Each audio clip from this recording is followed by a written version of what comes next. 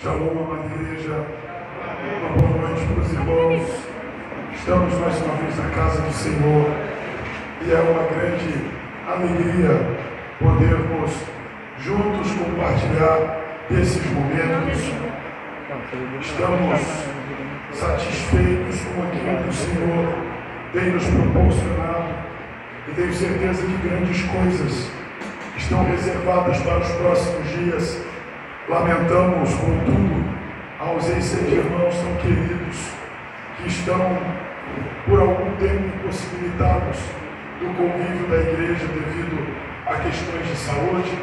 Faço menção ao nosso amado pastor Ramon, a pastora Érica, a Manu, a diaconisa Débora, os nossos diáconos Neemias, Vanessa, Maísa, Cristian, tantos outros irmãos, a irmã Bernadette, que estão impossibilitados, mas eu creio que brevemente nós teremos os irmãos aqui. Amém? Você está orando por isso? Amém? Então, glória a Deus. Abra comigo a sua Bíblia, na primeira epístola do apóstolo Paulo a Timóteo, no capítulo de número 6. Nós, nos últimos 2 domingos, estudamos pela manhã o livro do profeta Isaías, no capítulo de número 32. E estudando o livro do profeta Isaías, o Senhor produziu no meu coração o desejo de falar sobre o reino de Deus e sobre a sua justiça. Na semana passada nós introduzimos esse tema, e o tema abordado produziu um total de 3 vídeos que já foram publicados no Missão Cidade TV, que é o nosso canal oficial. Recomendo a você toda semana acessar o Missão Cidade TV, recomendar e acompanhar lá as mensagens, compartilhe, ouça, seja edificado pela palavra de Deus. Nosso irmão Caio tem feito um trabalho brilhante, sendo um esforço extraordinário do nosso irmão. E por isso eu quero convidar você a apoiar essa iniciativa. Também quero te estimular nessa noite a prestar toda a atenção, tendo em vista que quem esteve aqui pela manhã certamente saiu daqui mexido por tudo aquilo que o Senhor ministrou no nosso coração acerca da justiça e do juízo de Deus, dentro de um contexto onde o reino messiânico nos tem sido revelado de forma gradativa. E nós vimos hoje pela manhã a diferença entre os nobres e os loucos e avarentos. E ao longo do dia o Senhor seguiu ministrando ao meu coração. Eu entendo que esse é o momento apropriado para que no mundo espiritual nós possamos tratar dessa questão, porque nós entendemos o valor da sã doutrina, e eu creio que o Senhor deseja por ela fortalecer a nossa fé e também nos fazer cada vez mais prósperos, porque a prosperidade e a riqueza são coisas totalmente distintas. E hoje o Senhor ministrou ao nosso coração algo fabuloso. O Senhor nos ensinou que a prosperidade não é um privilégio dos ricos, é um benefício de Deus aos justos. Então nós vamos seguir estudando o texto. Para isso eu quero te pedir que leia comigo a partir do verso 3 do capítulo 6. Você encontrou o texto? Diga glória a Deus. Glória a Deus. Que bom que a Priscila tem hoje, viu? Deus seja louvado. Glória a Deus. Vamos lá.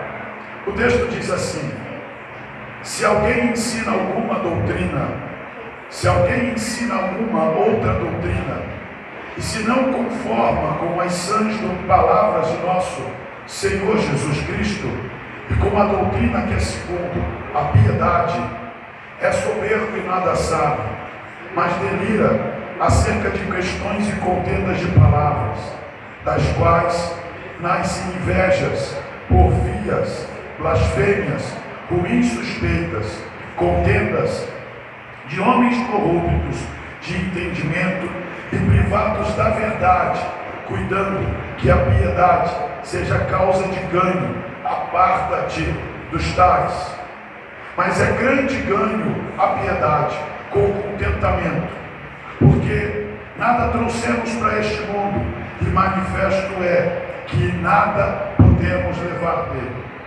Tendo, porém, sustento e com que nos cobrirmos, estejamos com isto contentes. Mas os que querem ser ricos caem em tentação e em laço e em muitas concupiscências loucas e nocivas, que submergem os homens à perdição e ruína. Porque o amor do dinheiro é a raiz de toda espécie de males. E nessa cobiça, alguns se desviaram da fé e se traspassaram a si mesmos com muitas dores. Mas tu, ó homem de Deus, foge destas coisas e segue a justiça, a piedade, a fé, a caridade, a paciência, a mansidão. E lida a boa milícia da fé.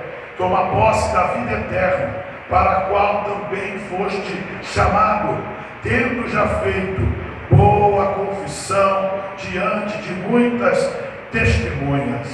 Veja aí o verso de número 17. Manda aos ricos deste mundo que não sejam altivos, nem ponham a esperança na incerteza das riquezas, mas em Deus, que abundantemente nos dá todas as coisas para delas gozarmos. Que façam o bem, enriqueçam em boas obras, repartam de boa mente e sejam comunicáveis. Que entesourem para si mesmos um bom fundamento para o futuro, para que possam alcançar a vida eterna. Ó Timóteo, guarda o depósito que te foi confiado, tendo horror dos clamores vãos e profanos e as oposições da falsamente chamada ciência, a qual, professando-a alguns, se desviaram da fé. A graça seja contigo. Amém. Curve a sua cabeça. Pai, nós queremos nessa noite ouvir mais uma vez o Senhor ministrar ao nosso coração. Te louvamos pelo extraordinário tempo de louvor e adoração que o Senhor nos permitiu oferecer ao Senhor nessa noite. Mas nós também temos a necessidade da Tua voz. Que o nosso coração, que o nosso entendimento estejam inclinados para a Tua voz. Que o Senhor tenha liberdade em nosso meio para operar segundo a eficácia da Tua palavra, que é comparada à chuva e à neve do céu, que de lá não desce, que de lá descem e para lá não tornam, sem que antes produzam o resultado para o qual foram enviadas. Que o Senhor possa falar conosco. Como o escritor aos Hebreus introduz a carta dizendo que, havendo Deus antigamente falado aos pais através dos profetas, nos últimos dias nos falou pelo seu Filho. Que não falte inspiração, Senhor, para que a Tua igreja possa alcançar, meu Deus, a plenitude da revelação da Tua palavra, que eu creio o Seu Espírito Santo promoverá no coração de cada um de nós, segundo a Sua boa vontade, em nome de Jesus. Diga amém. Amém. Glória a Deus. Pode se assentar. Quero saudar os irmãos que nos visitam nessa noite. Sejam muito bem-vindos. É uma honra recebê-los nessa casa de oração. Não posso dizer o mesmo do pastor Alexandre e da pastora Patrícia. O pastor Alexandre já está, viu? Ó, não vou nem falar nada, hein? Glória a Deus. Você que leu conosco esse texto, certamente, se já leu, foi no momento em que tomou conhecimento dessas informações. surpreendido pela profundidade e pelas verdades que o apóstolo Paulo expõe na conclusão da carta a Timóteo. Se foi a primeira vez que você leu esse texto, eu também entendo que você certamente se deparou com conceitos aqui expressados, registrados, que são importantes para a construção do seu entendimento sobre fé e o seu entendimento a respeito dos conceitos do reino dos céus, que é o nosso universo de salvação, tendo em vista que o reino de Deus, segundo as Escrituras Sagradas, nos é revelado como sendo mais que um lugar específico.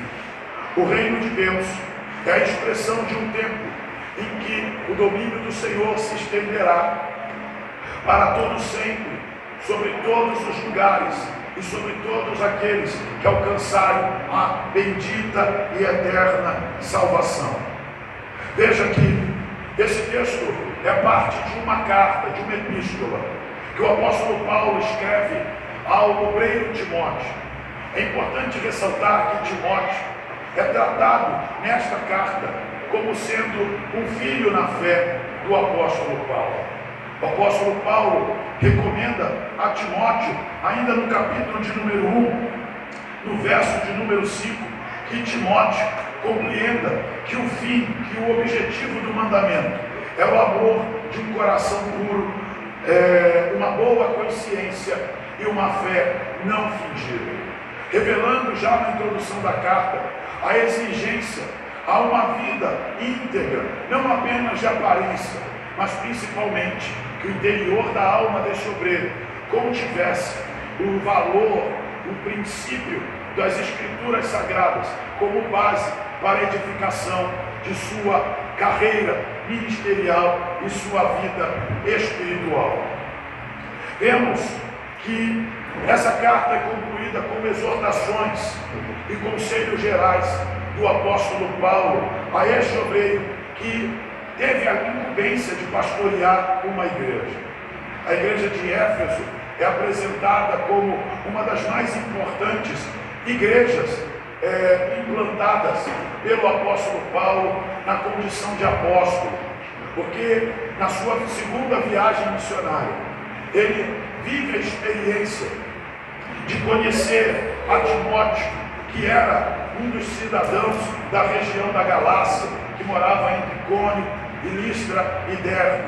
E Timóteo, sendo discipulado por Paulo, o acompanha até a experiência de evangelização da cidade de Éfeso, que é narrada no livro de Atos, no capítulo de número 19. Essa igreja foi a ponte para que todos os irmãos da Ásia Menor fossem alcançados.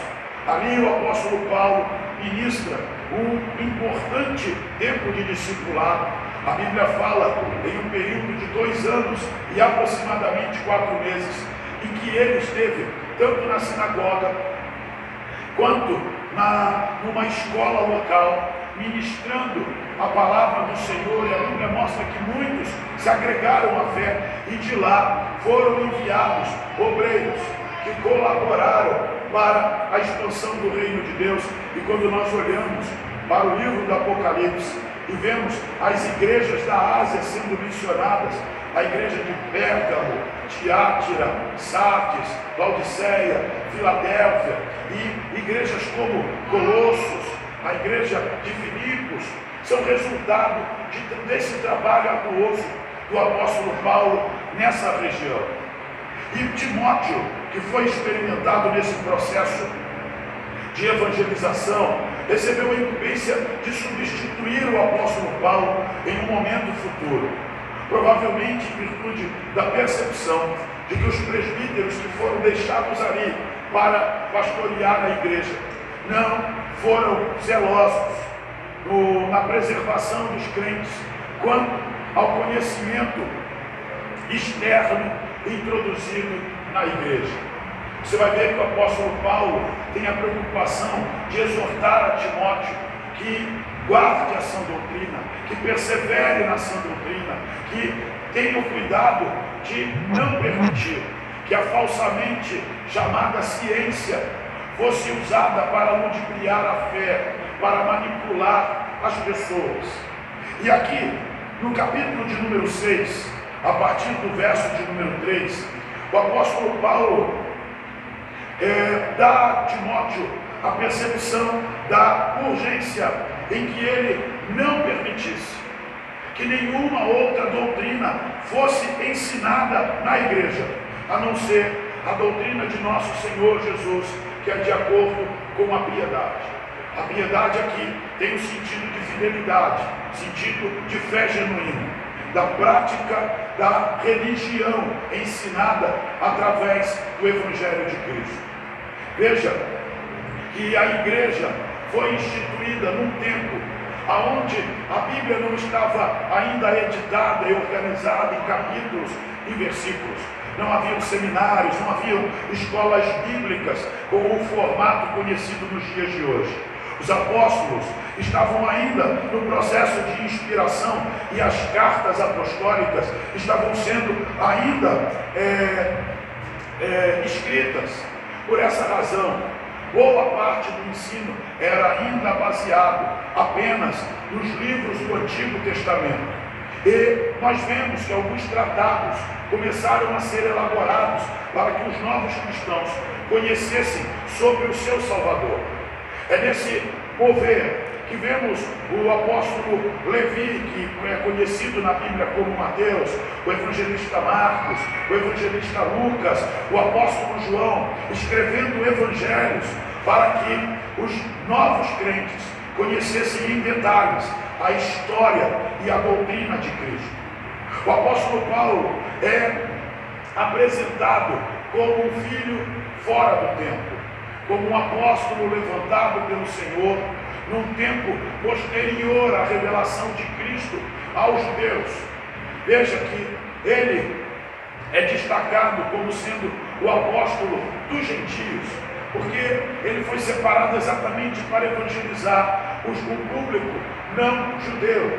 E aqui a Bíblia vai mostrar para nós que ele havia recebido do Senhor o evangelho por revelação. Então, quando nós lemos a carta aos Gálatas, nós observamos que Paulo faz esse destaque, o de que o evangelho por ele pregado não era segundo aos homens, mas uma revelação da parte do Senhor. E ele mesmo ali dá testemunho de que depois de sua conversão, que foi um evento extraordinário, tendo em vista que no caminho dele para Damasco, ele viu uma grande luz e uma voz que dizia: Saulo, Saulo, por que me persegues? Vemos que ele, depois de 3 dias, quando teve a sua visão restabelecida, passou 3 anos entre a região de Damasco e as regiões arábicas, provavelmente fazendo uma revisão das escrituras sagradas e compreendendo os próprios textos bíblicos à luz da revelação que Cristo lhe confiou. E por essa razão, ele pode com autoridade exortar Timóteo a observar a sã doutrina, que é o sistema de ensino que comunica as verdades de Cristo como método, o método do Evangelho, que nos permite conhecer acerca do reino de Deus, das doutrinas rudimentares, das bases, dos fundamentos dos apóstolos que eu e você recebemos. E Paulo pode, por essa razão, afirmar a Timóteo que aqueles que rejeitam a sã doutrina são, na verdade, homens soberbos, que deliram acerca das questões e contendas de palavras das quais nascem invejas, porfias, blasfêmias, ruins suspeitas, contendas de homens corruptos de entendimento, privados da verdade, cuidando que a piedade seja causa de ganho. E ele recomenda: aparta-te dos tais. Com o crescimento da igreja, foi percebido que muitos se aproximaram dos fiéis e tentaram colaborar com a sua intelectualidade, tirando conclusões próprias daquilo que foi a manifestação de nosso Senhor Jesus. E como resultado disso, Os falsos ensinamentos produziram conflitos dentro da igreja, porque os crentes fiéis debatiam com os que não conheciam a verdade dos fatos, e por essa razão houve no meio da igreja homens faltos de entendimento, que foram um instrumento de corrupção à identidade do que eu e você conhecemos ser o corpo de Cristo, a igreja. Logo, eles enfrentaram também um problema com o qual nos dias atuais a igreja também lida, se relaciona, que é o problema do comportamento de obreiros que, de maneira corrupta, distorcem as verdades ou aquilo que a Bíblia chama de piedade, para que, fazendo uso da religião, uso da fé, possam alcançar proveito próprio. E Paulo fala sobre esses que acham que a piedade é uma forma de ganho, que eu e você devemos nos apartar dos tais. Veja que o apóstolo Paulo vai nos apresentar, através dessa conclusão apresentada ao final da carta escrita a Timóteo, que aquilo que ele havia observado, ou que ali lhe haviam destacado do comportamento das pessoas na igreja da Ásia Menor, em especial a cidade de Éfeso, tem muito a contribuir com o que nós enfrentamos nos dias atuais. A fraude do Evangelho tem como base a distorção da verdade. Veja que Paulo manifesta que eu e você estamos inseridos dentro de um contexto chamado igreja, e precisamos ter a consciência de que a motivação para a pregação do Evangelho, a motivação para o testemunho da fé em Cristo, não está vinculada à possibilidade de ganho, enriquecimento, favorecimento pessoal. Nós pregamos o Evangelho para que os propósitos do reino de Deus sejam alcançados. E por isso, eu quero destacar o conteúdo dessa carta a partir do verso de número 7, porque Paulo vai encorajar os crentes a seguirem na boa milícia da fé pelas razões corretas, pela motivação certa. Existem muitas pessoas que estão dentro da estrutura da igreja, que frequentam os dias e horários de culto, que cumprem com a liturgia da adoração, mas não têm um coração bem disposto. Fazer a coisa certa com a motivação errada não me permitirá conhecer a plenitude daquilo que está reservado na revelação de Cristo pela sua palavra. Então veja que a sã doutrina é destacada como um instrumento de orientação, como uma espécie de bússola, para que não sejamos enganados. Veja que Paulo deixa muito claro, e eu quero também frisar isso aqui, que nós precisamos, pela doutrina, buscar discernimento para não criarmos associação com pessoas que tentam explorar a fé, a religião, a piedade revelada pela palavra de Deus. Você está entendendo isso? Então veja aí comigo o verso de número 7, porque o apóstolo Paulo segue escrevendo a Timóteo e ele diz: nada trouxemos para este mundo, e manifesto é que nada podemos levar dele. Tendo, porém, sustento e com que nos cobrirmos, estejamos com isto contentes. Paulo faz aqui destaque a um princípio da cultura do reino dos céus, ensinada pelo nosso Senhor Jesus, quando ele ministrava o ensino do Evangelho no Monte das Bem-aventuranças. Você deve lembrar, porque na semana passada nós tivemos aqui a oportunidade de meditar sobre Mateus, capítulo de número 6. E na ocasião foi destacado a preocupação do Senhor em nos ensinar a não andarmos ansiosos por coisa alguma, a não dedicarmos a nossa vida àquilo que passa, aquilo que não produz entesouramento na eternidade. Por isso, você deve lembrar que Jesus destaca este ensinamento, orientando os seus discípulos a não ajuntar tesouros na terra, onde a traça e a ferrugem corrói, onde os ladrões minam e roubam. Mas ele orienta os seus discípulos a ajuntarem tesouros no céu, onde a traça e a ferrugem não corroem, aonde os ladrões não minam e não roubam.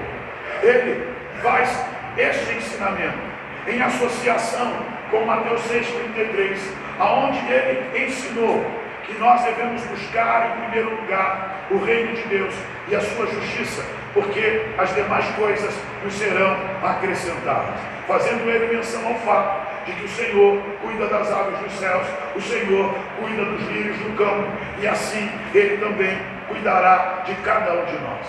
E nós vimos que a busca pelo reino de Deus e pela sua justiça está vinculada à necessidade que cada um de nós temos de perseverar na compreensão do significado da regência de Deus sobre nós e do modelo de governo que ele nos propõe.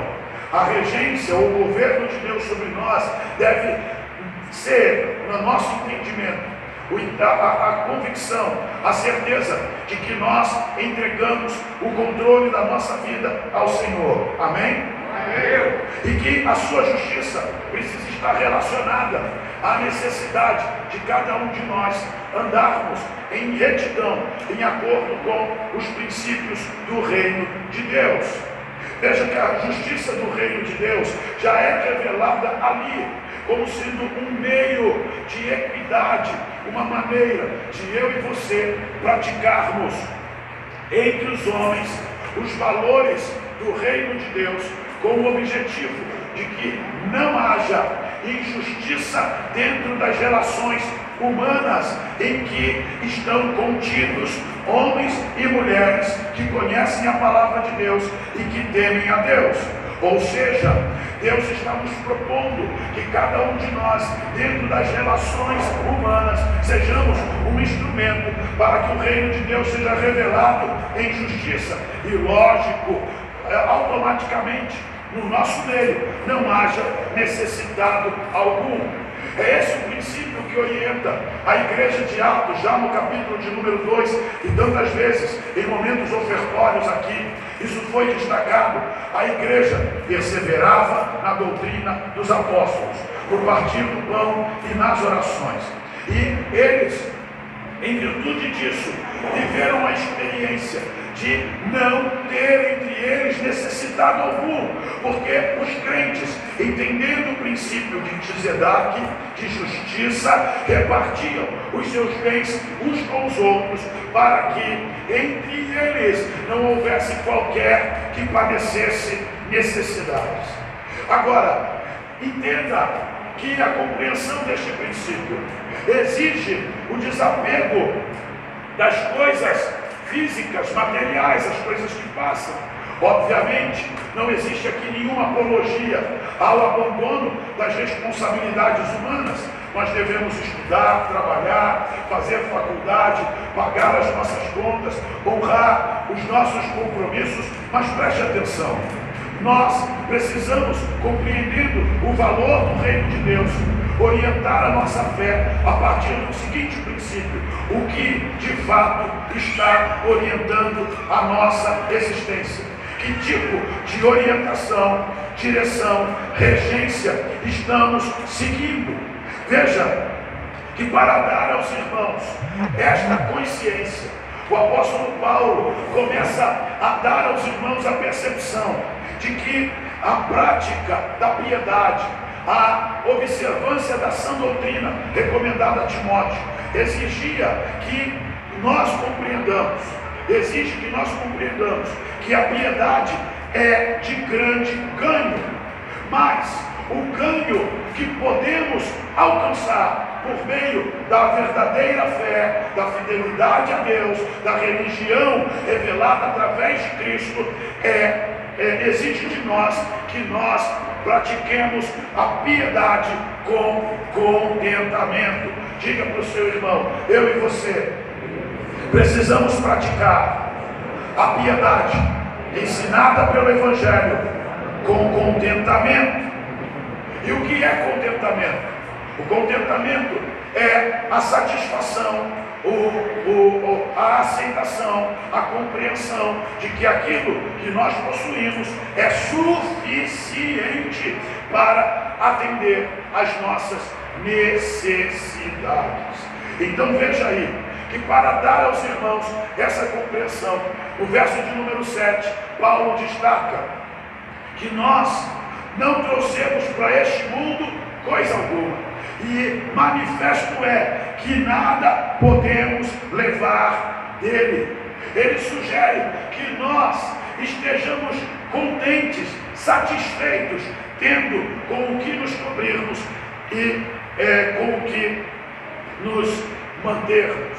Veja que estes princípios entram em colisão com aquilo que é proposto dentro de uma perspectiva do mundo moderno. A visão que o mundo possui sobre a existência humana exige o entesouramento, o acúmulo de riquezas. Logo, vemos que são muitos os homens e mulheres que vivem em virtude das riquezas. Pessoas que ocupam o seu tempo, que dedicam o seu conhecimento, que dedicam a sua estrutura, os seus bens, em produzir cada vez mais recursos, renda, dinheiro. E veja que isso, numa primeira visão, parece ser algo saudável, bom, interessante e capaz de proporcionar ao que usufrui do bem, como também ao próprio reino de Deus e à igreja, cada vez melhores condições para que a obra de Deus seja bem feita, a nossa família esteja segura e nós possamos viver em segurança. Mas veja que a preocupação do apóstolo Paulo não está relacionada ao que ganhamos, mas a maneira como nós nos relacionamos com aquilo que temos e com a nossa própria realidade. Porque alguns não conseguem se contentar com o que têm. E é importante fazer esse tipo de observação, porque nós precisamos sermos um pouco mais críticos quanto à nossa própria realidade. E confundimos, em virtude disso, as nossas necessidades com aquilo que sonhamos. E a Bíblia nos apresenta um contexto onde o nosso Deus, em momento algum, se compromete com os nossos sonhos. Ele nos revela, pela sua palavra, que Ele está comprometido. E isto, a Bíblia diz que o nosso Deus nos garante. Ele está comprometido em suprir as nossas necessidades. Amém. Já na oração do Pai Nosso, e é importante destacar isso para que você compreenda que o nosso Deus, e principalmente os ensinos de nosso Senhor Jesus, não entram em contradição. Na oração do Pai Nosso, Ele nos ensina a orar pelo pão de cada dia. Veja que essa expressão nos leva ao deserto, quando os filhos de Israel saíram da escravidão do Egito. Eles todos os dias viram o Senhor enviar do céu o maná, o pão que abastecia cada tenda dos filhos de Israel para o dia em que o maná era derramado. Porque Deus já estava ensinando ao povo um princípio. O princípio é esse: Deus é cuidadoso, Deus é zeloso, Ele é um Pai presente. E a presença de Deus precisa ser por nós melhor compreendida e também de nós mais confiável. Veja que o apóstolo Paulo está dando aos irmãos da igreja de Éfeso, através do ministério de Timóteo, o conhecimento dessas verdades, para que eles possam confiar na provisão divina. Repita comigo: Deus é provedor. Diga: a fidelidade de Deus pode ser confiada por nós. Amém?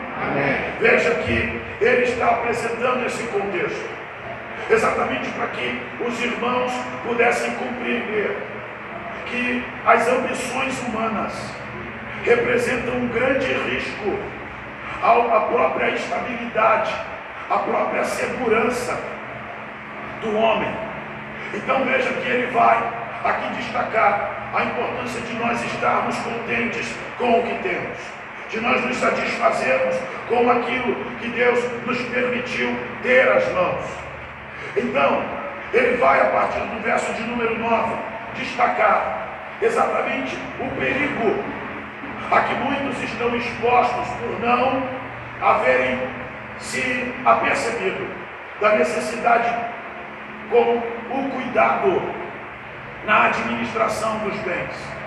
Veja que ele recomenda que nós administremos o que temos com contentamento, mas muitos são ludibriados e administram o que têm com a ambição do coração. E é o momento apropriado para destacar que a ambição do coração humano muitas vezes se manifesta em avareza, em amor ao dinheiro. E nós vemos o mesmo apóstolo Paulo, na carta aos Efésios, capítulo de número 5, verso 3, associar o amor ao dinheiro, à avareza, à idolatria. E como você sabe, idolatria é pecado.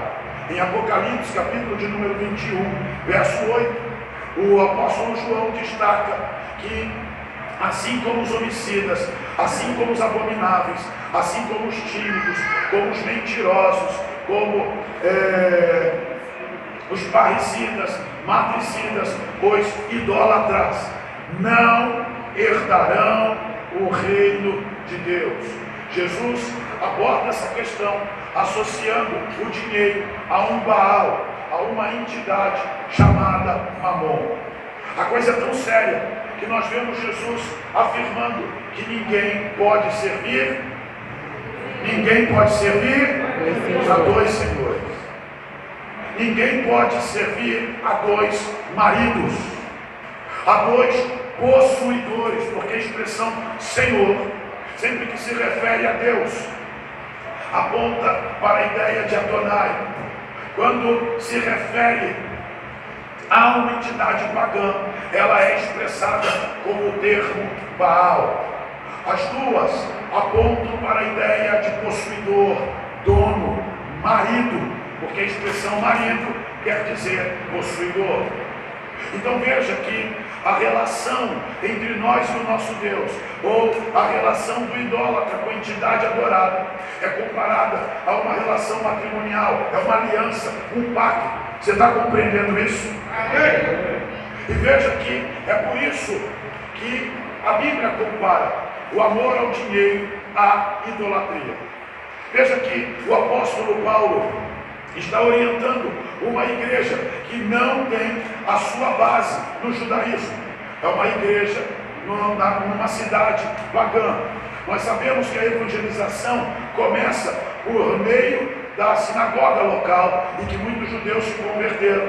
Mas a igreja de Éfeso foi uma igreja que expandiu-se e alcançou muitos não judeus. E os gentios ali não tinham a base doutrinária, os ensinos, a instrução da Torá desde a infância como judeus, porque a Torá ensina um importante conceito, que é o conceito da justiça, do Tzedak, aonde eles aprendem a se relacionar com o próximo, com o entendimento da necessidade de garantir que haja equilíbrio entre as pessoas, entre os que se relacionam. Logo, é difícil imaginar alguém que compreende esse conceito se contentar em se relacionar com alguém que não possa usufruir daquilo que ele possui. Você está compreendendo isso? É a razão pela qual a igreja era movida a compartilhar as suas propriedades e bens, para que entre eles houvesse essa graça, essa percepção de que a necessidade não prevaleceu sobre a justiça. Logo, eu preciso que você compreenda que o objetivo desse conceito é produzir bênção sobre nós, porque os judeus foram fundamentados debaixo de promessas bíblicas, e é por isso que Abraão é chamado pai da fé, porque Deus lhe prometeu que abençoaria os que o abençoassem. Então veja que entre aqueles que professam a fé no Deus eterno, no Hashem, vemos a preocupação em ministrar sobre a vida do seu próximo bênçãos, para que as bênçãos também lhe sejam concedidas pelo nosso Deus. Logo, você vai ver aí que por isso o apóstolo Paulo faz advertência aos que querem ser ricos. E isso me chamou muita atenção. Pessoas que vivem com o objetivo de alcançar muito dinheiro. Veja que a bênção de Deus, de acordo com as Escrituras, enriquece e não acrescenta dores. Logo, é importante destacar que a bênção de Deus, quando o propósito de Deus é enriquecer o indivíduo, ela produz riquezas de maneira natural. Quem está compreendendo isso? O crescimento é gradativo e não exige a ambição pelo dinheiro. Logo, a vida de quem enriquece debaixo da bênção de Deus não tem como motivação o entesouramento, mas o seu trabalho, a sua produtividade produzirão um resultado que no final pode ser considerado algum modelo de riqueza, mas a sua mente não é orientada por esse fim. Quem está entendendo isso? Logo, eu preciso que você preste atenção nisso aqui, porque ele diz assim: mas os que querem ser ricos caem em tentação.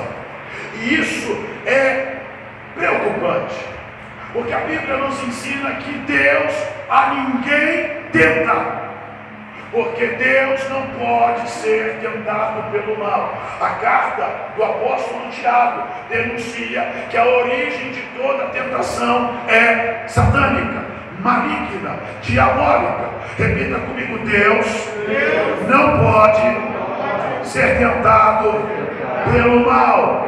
Diga: Deus a ninguém tenta. Então veja que o desejo pelo enriquecimento, a ambição que produz a avareza, que é o amor aos bens, ao dinheiro, às riquezas, leva os indivíduos a um ambiente de tentação. E a tentação tem um alvo: a cobiça, a concupiscência. O apóstolo João escreve dizendo que tudo que há no mundo, a concupiscência dos olhos, a concupiscência da carne e a soberba da vida, não vem do Pai, mas do mundo. E diz que o mundo passa com as suas concupiscências. Tudo que há no mundo é passageiro. Interessante, porque isso entra em acordo com o ensino de Jesus, que disse que os tesouros ajuntados na terra são consumidos pela ferrugem, são consumidos pela traça e são consumidos pelo ladrão. Quem está entendendo isso? São tesouros que podem ser consumidos e que certamente passarão. Como tudo aquilo que nós cobiçamos, tudo aquilo que nos atrai no mundo, as concupiscências, os desejos da carne, promovem o encontro entre as tentações e as nossas próprias ambições.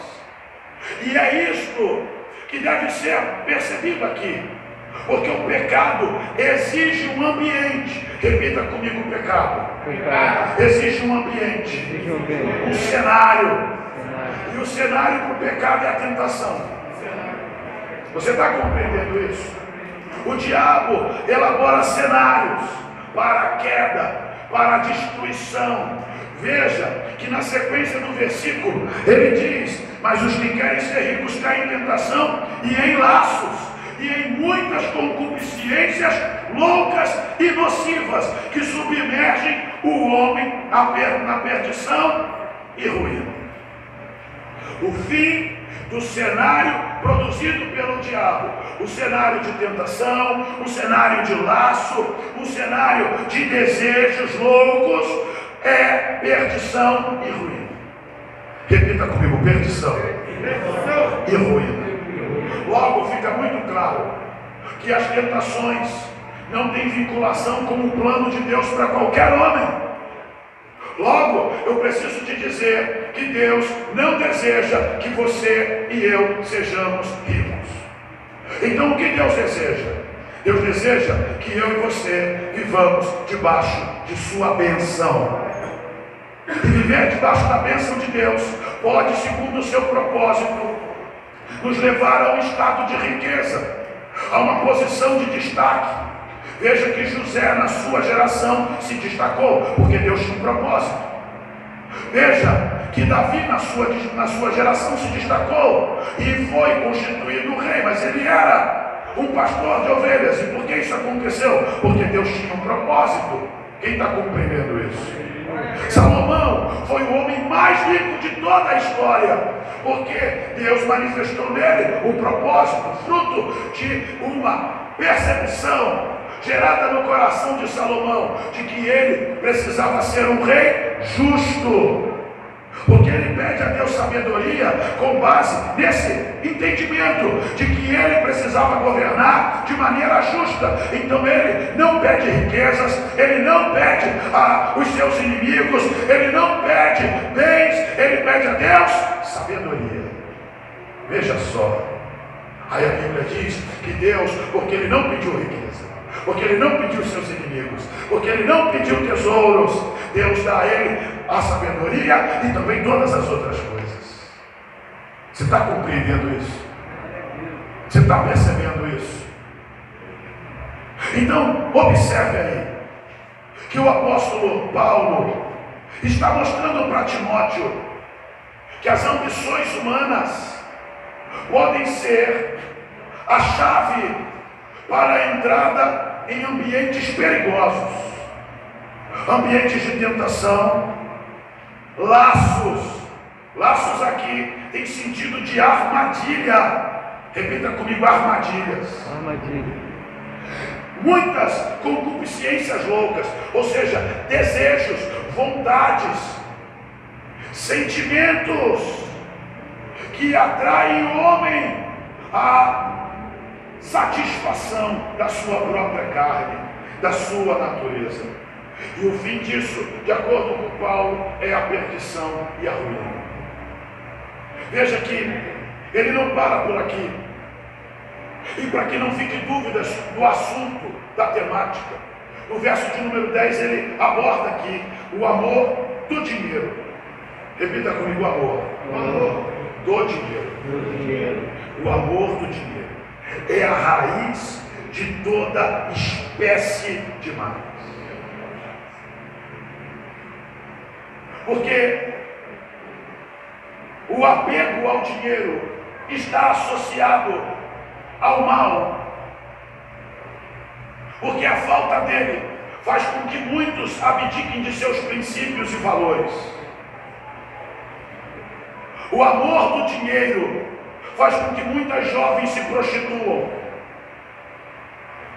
O amor do dinheiro faz com que muitos jovens se metam com o tráfico de drogas. O amor do dinheiro faz com que muitos homens e mulheres se metam em práticas corruptas, ilícitas, imorais, indecentes. Nós olhamos para o mundo político e de manhã nós falamos muito sobre isso. E nós vemos muitos na busca do dinheiro, almejando posições de poder, de influência. Não tem a ver com criar leis justas, não tem a ver com resolver os problemas sociais, não tem a ver com a ideia de selar, fechar as portas da corrupção, tem a ver com o privilégio de ter o poder, de movimentar recursos, influenciar pessoas. Tem a ver com a ideia de poder ter acesso ao que, sem essa posição, será exigido esforço, trabalho, suor do rosto. Porque Deus ensinou que os homens ganham dinheiro de que maneira? Através do trabalho, através do suor do seu rosto. A Bíblia diz que o sol está sobre justo e injusto. Deus não se dispôs a abençoar apenas o justo que trabalha, mas também o ímpio. Porque o trabalho é essencial à subsistência humana. E Deus não vai privar o homem de algo que vá preservar a sua própria existência. Veja que, dentro desse contexto, Paulo destaca que o amor do dinheiro é a raiz de toda espécie de males. E nessa cobiça, alguns se desviaram da fé e se traspassaram a si mesmos. Veja que ele está mostrando aqui que o amor do dinheiro, que é a raiz de toda espécie de males, que é o que motiva o homem ao mal, que faz com que a mentalidade do homem sofra adulterações, tais que levem o indivíduo a abrir mão de princípios e valores, das instruções do pai, da doutrina da mãe, que desde pequenininhos ensinam: roubar é errado, pegar o que é dos outros é errado, que orientam a fazer o que é justo, o que é direito, o que é decente. As instruções dos professores de escola bíblica, dos pastores, que ensinam a palavra de Deus com todo zelo, com todo carinho. Mas aí vem um tempo de escassez, de dificuldade, um tempo de adversidade. E o que é colocado em prova? A fé, o caráter, a retidão. E muitos, no momento de aperto, amam mais ao dinheiro do que a justiça. Veja o que o salmista Davi ensina sobre isso no Salmo de número 37. Abra comigo a sua Bíblia em Salmo 37, verso 19. O rei Davi tratou com esse conflito, a relação do justo com as adversidades, com as dificuldades promovidas pela existência humana. Jesus não nos poupou desta verdade. Ele disse que no mundo teremos aflições. E ele nos adverte a termos bom ânimo. Diga para o seu irmão: tenha bom ânimo. Ânimo fala de força interior. Tenha força interior para sustentar os seus valores, caráter, para que você não seja ludibriado, enganado pelas circunstâncias e levado a um ambiente de tentações, laços e concupiscências loucas. Veja o cuidado do salmista Davi em registrar neste cântico a sabedoria ministrada pelo Senhor ao seu coração. Eu quero aqui destacar que Davi é pai de Salomão. E veja que Salomão foi o rei mais sábio. Mas não podemos desassociar a sabedoria de Salomão aos ensinos do seu pai, porque o próprio Salomão destaca já no primeiro capítulo de Provérbios: filho meu, não te desvies da instrução do teu pai e da doutrina da sua mãe. Porque ele obteve o entendimento de que nos ensinos de seu pai e de sua mãe haviam conhecimentos extraordinários, capazes de lhe fazer bem-sucedido por toda a sua vida. E é esse Davi que está escrevendo aqui. E ele diz Verso de número 18. O Senhor conhece os dias dos retos. Retos aponta para a ideia de justos. Reto e justo são sinônimos. Amém, irmãos? Então veja aí. O Senhor conhece os dias dos retos. E a sua herança permanece para sempre. Veja que a recompensa do reto, do justo, ela é eterna. Repita comigo: a recompensa do justo é eterna. Veja que o maior problema que o homem pode enfrentar em vida não é a falta do dinheiro. O maior problema que o homem pode enfrentar em vida é a falta de justiça, a falta de retidão, a falta de caráter. E nós vivemos num tempo onde os homens estão fazendo de tudo para ter mais dinheiro. E não estão enaltecendo o valor dos princípios, dos valores que a Bíblia ensina. Então veja o que ele diz. Não, verso 19: não serão envergonhados nos dias maus, e nos dias de fome se fartarão. Veja que ele está dizendo que o justo não vive de dinheiro, ele vive o resultado, ele colhe o fruto de sua integridade. Aleluia! O justo nos dias maus comerá, beberá, se vestirá do fruto de sua integridade. E eu tenho uma preocupação de esmiuçar isso com os irmãos, para que você compreenda a diferença entre prosperidade e riqueza. Ele está nos apontando que os retos recebem a sua herança e ela permanecerá para sempre. Ele está dizendo que estes não serão envergonhados nos dias maus, e nos dias de fome se fartarão, mas os ímpios perecerão, e os inimigos do Senhor serão como gordura dos cordeiros, desaparecerão e em fumaça se desfarão. O ímpio toma emprestado e não paga, mas o justo se compadece e dá. Veja que aqui ele está nos mostrando a diferença entre o justo e o ímpio. No dia mau, o justo se farta, mas o ímpio, no dia mau, é desfeito como fumaça. Eu hoje pela manhã desafiei os irmãos aqui presentes e aqueles que estavam assistindo a transmissão, obviamente, a refletirem sobre o pior dia da sua vida com Deus. O dia mais difícil, o dia em que enfrentou as maiores dificuldades econômicas.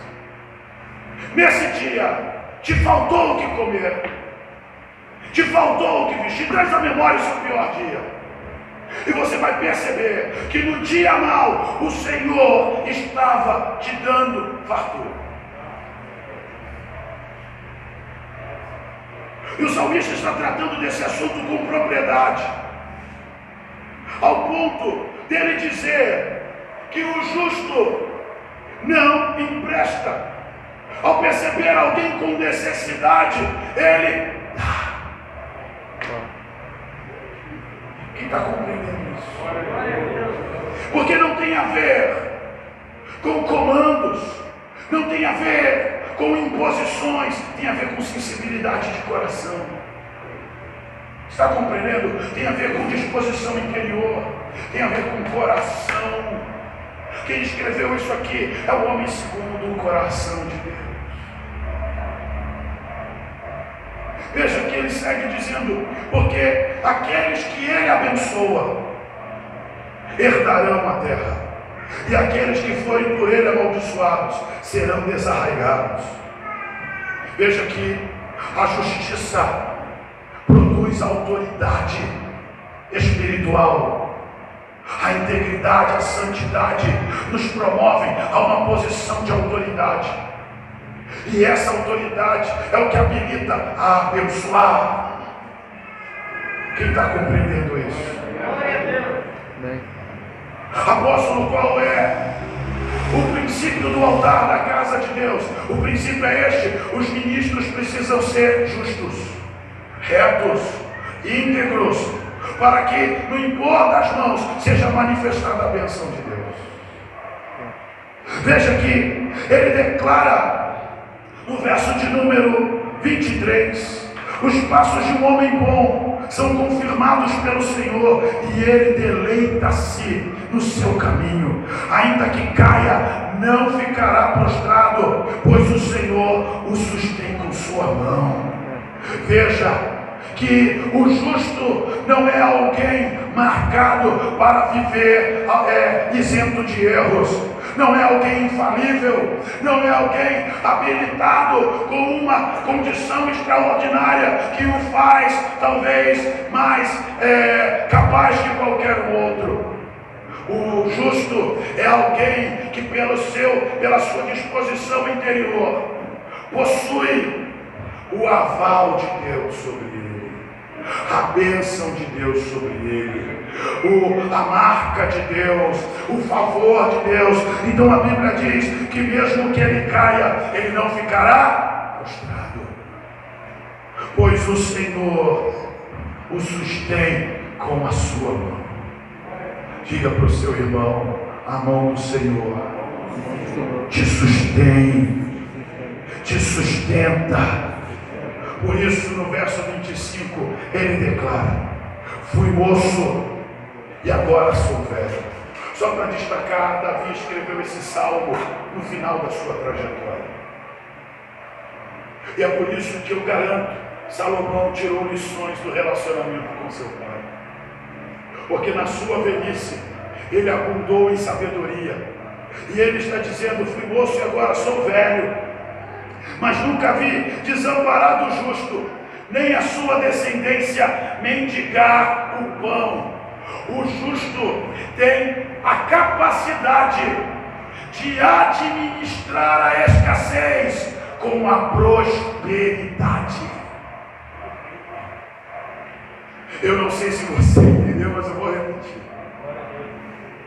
O justo é alguém que Deus habilita para administrar a escassez através da prosperidade que Deus colocou sobre ele.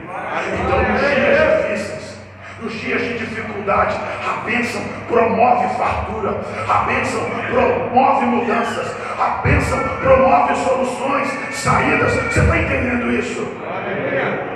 E qual é a causa do sustento de Deus? Qual é a causa da provisão de Deus? Por que o justo não passa fome e a sua descendência não mendiga pão? É porque o Senhor se alegra, se agrada de sua postura. E na justiça nós produzimos identificação com o caráter do próprio Deus. Porque o reino de Deus só pode se manifestar em um ambiente capaz de se conectar à eternidade. Você está entendendo isso?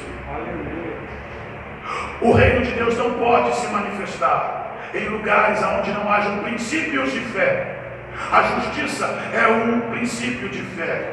A retidão é resultado da fé. A santidade é resultado da fé. Quem está compreendendo isso? A nossa comunhão é resultado da fé. Então o reino de Deus só pode se manifestar aonde houver algo capaz de conectar o homem à eternidade. O reino de Deus não é passageiro, não é temporal. O reino de Deus não se corrompe. O reino de Deus é incorruptível. O reino de Deus é eterno. O reino de Deus não tem falta, tem escassez de coisa alguma. Então, se nós precisamos de algo, o reino de Deus nos provê.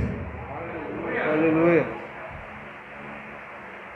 Foi por isso que Jesus, na ocasião da multiplicação dos pães e dos peixes, elevou ao céu 5 pães e 2 peixinhos e deu graças. Obrigado, Pai, por esses pães e peixes.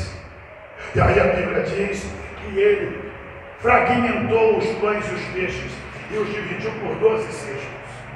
Então veja que foram pedaços de pão e fragmentos de peixe. Não foram pães e peixes, mas fragmentos nos cestos. Quem está entendendo? Aleluia. E os fragmentos se multiplicaram nos cestos.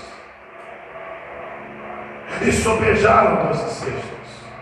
O que promoveu aquele resultado? Os discípulos admitiram que não tinham dinheiro para comprar comida para todos. Eles observaram que a multidão poderia ser dispensada até, e cada um resolver o seu problema. Mas como a multidão sairia e se alimentaria, se no meio de 5.000 pessoas só tinha um garoto com 5 pães e 2 peixinhos? Eu preciso que você entenda que existem momentos na nossa vida em que o dinheiro não é suficiente para resolver os nossos problemas. E nós precisamos da bênção de Deus sobre nós. Por isso Paulo vai apresentar a solução para essa crise. Verso de número 10, ele disse que o amor do dinheiro é a raiz de toda espécie de males. Mas no verso 11, ele vai dar a Timóteo um conselho. Ele diz: mas tu, ó homem de Deus, foge dessas coisas. Foge do quê? Foge da tentação das riquezas. Foge das concupiscências loucas. Foge dos laços que o amor ao dinheiro pode te causar. Foge dessas coisas, homem de Deus. Mas ele diz: segue a justiça, a piedade. Preste atenção. Segue a justiça, segue a piedade, segue a fé, segue a caridade, segue a paciência e a mansidão. Milita a boa milícia do quê? Da fé. Veja o conselho de Paulo a Timóteo. Ele diz: Timóteo, você precisa ter o cuidado com o mundo. Tenha cuidado com as coisas do mundo. O mundo capaz de influenciar a sua eternidade, a sua condição eterna. Preste atenção nisso aqui, já estou terminando. Paulo está revelando a Timóteo que as coisas desta vida podem ser a causa de perdição eterna. Elas podem ser um instrumento nas mãos do inimigo para modificar o nosso destino eterno. Ele diz para Timóteo: foge dessas coisas, homem de Deus. Segue a justiça, segue a piedade, segue a fé, segue a caridade, que é amor, segue a paciência, segue a mansidão, milita a boa milícia, luta pela tua salvação, toma posse da vida eterna, para a qual também foste chamado, tendo já feito boa confissão diante de muitas testemunhas.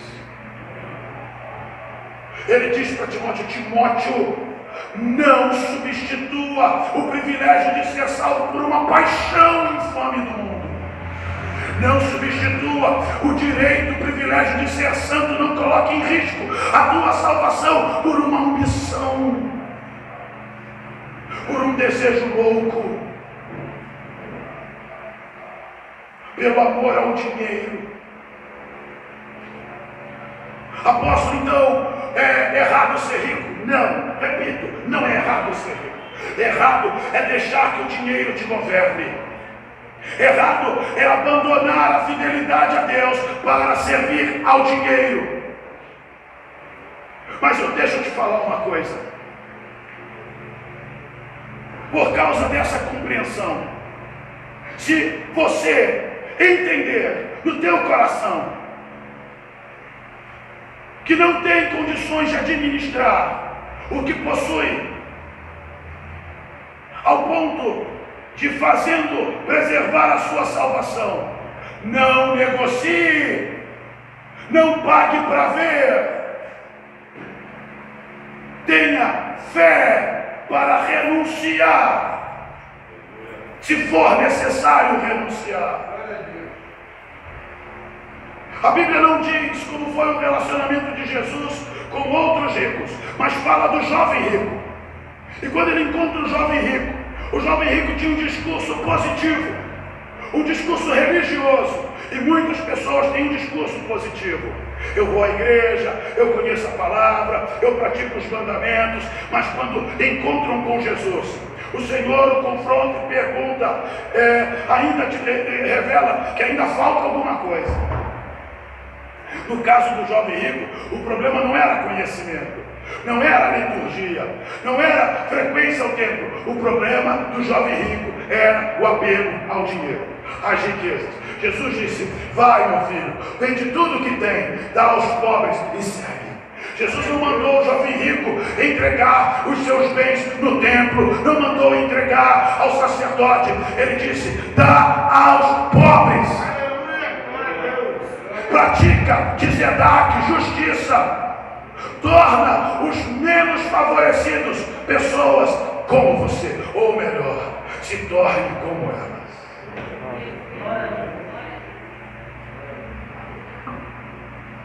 Ama o próximo como você mesmo.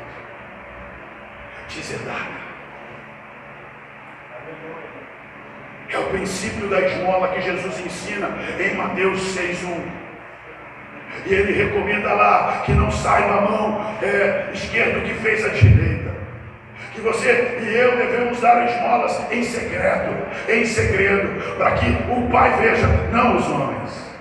Glória a Deus. Você está compreendendo isso? Aleluia. Então perceba aí, para nós encerrarmos. Eu queria falar umas coisas, mas a hora não vai permitir. Preste atenção. No verso 17, Paulo diz: manda aos ricos deste mundo que não sejam altivos. Veja que o problema não é a riqueza, é a disposição interior, é a motivação do coração. Quem está entendendo isso?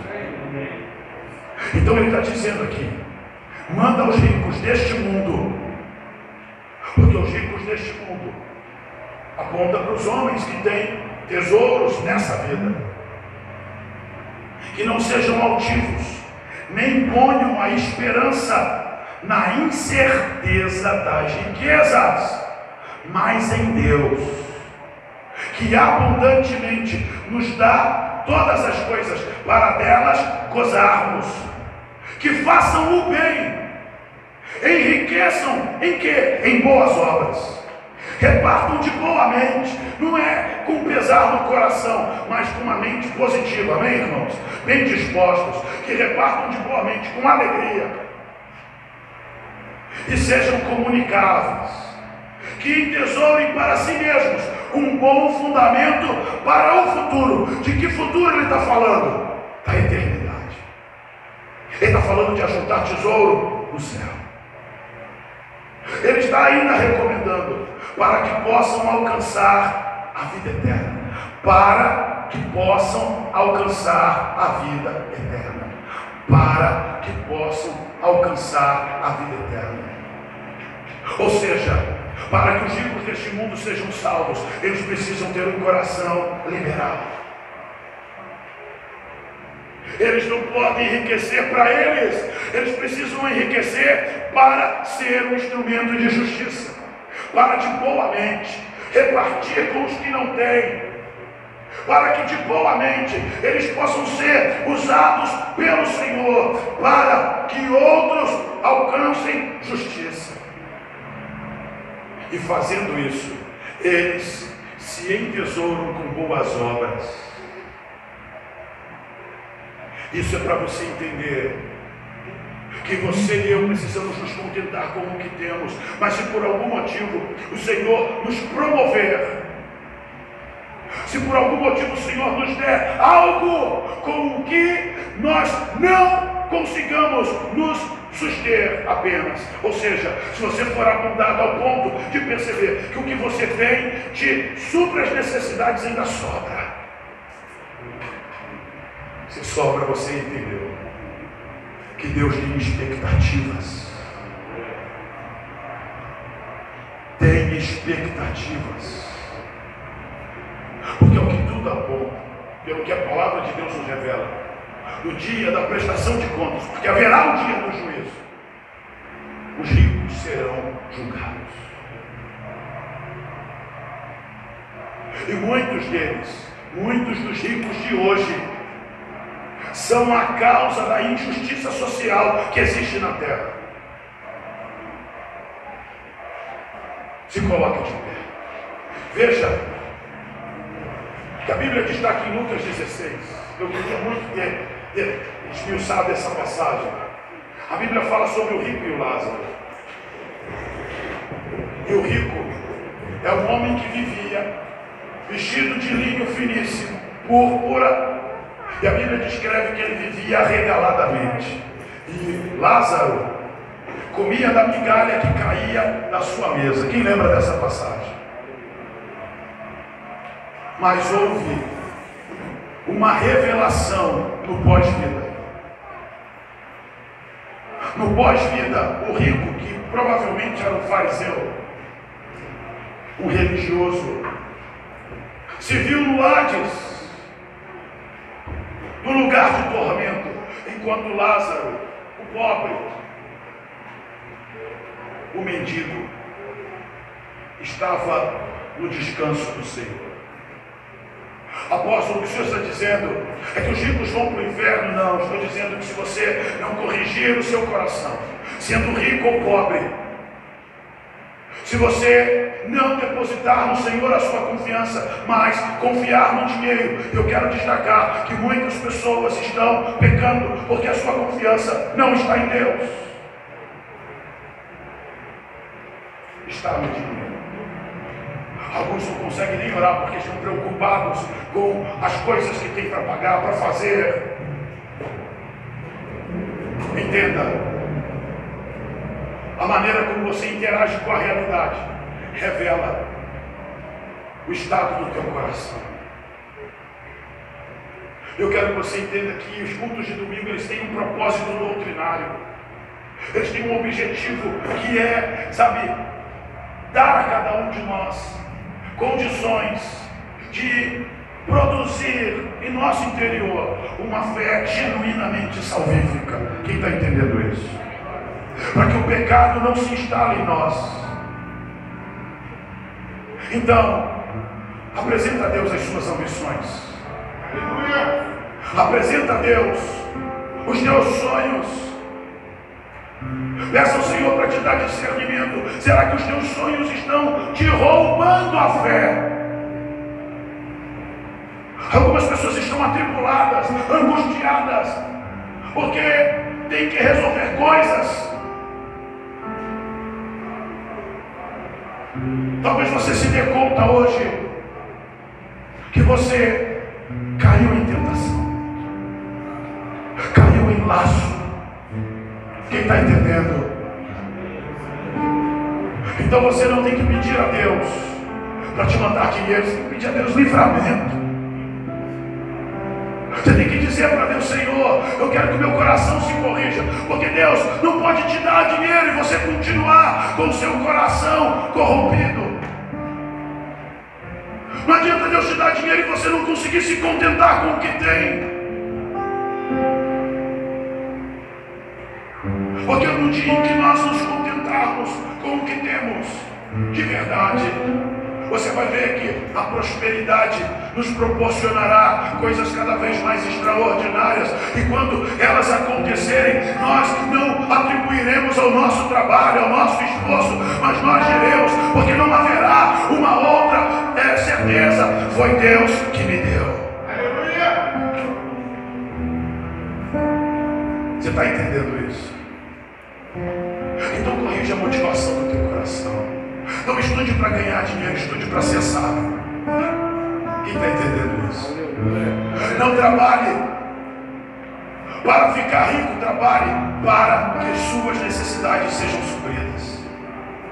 Seja justo e reto em tudo. Quem está entendendo isso? Diga em nome de Jesus: eu entendi. Corrija a motivação do teu coração, porque se você tiver essa motivação, ouça com atenção, as demais coisas serão acrescentadas. No Salmo 37, no verso 4, o salmista diz: deleita-te no Senhor, e Ele considerará o desejo do teu coração. No verso 5 ele diz: entrega teu caminho ao Senhor, confia nele, e o mais Ele fará. Acredite. abençoar os seus filhos. Mas do que adiantará ganhar o mundo inteiro e perder a alma? Por isso Paulo diz para Timóteo que Timóteo, milita a boa milícia da fé, luta pela vida eterna que te foi dada. No final do capítulo, você leu lá comigo, Paulo diz para Timóteo: guarda o bom depósito que te foi confiado.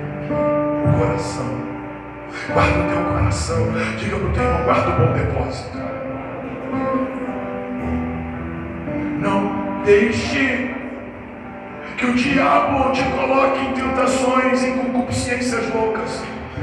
Se você vai empreender, ora, Deus, pede a Deus direção, confirmação. Fala para Ele: Senhor, olha, eu preciso que o Senhor coloque no meu coração a motivação certa. Eu não quero trabalhar pela ambição do dinheiro. Eu não quero ser governado por isso. Pondera, isso vai te tirar da presença de Deus, da adoração. Ouça com atenção. Deus pode te prosperar vendendo sacolé. Você está entendendo isso? Deus pode de repente fazer de você uma pessoa bem sucedida vendendo água mineral. Deus pode, irmãos. Então, antes de entrar em qualquer lugar, de fazer qualquer coisa, ora, busca Deus. Quem está entendendo isso? Feche os teus olhos. Ergue as suas mãos para os céus. Vamos orar. Pastor Alexandre, nos conduz em oração. Pai querido, Pai amado, Senhor dos exércitos, ó Deus das nossas vidas, ó Pai eterno.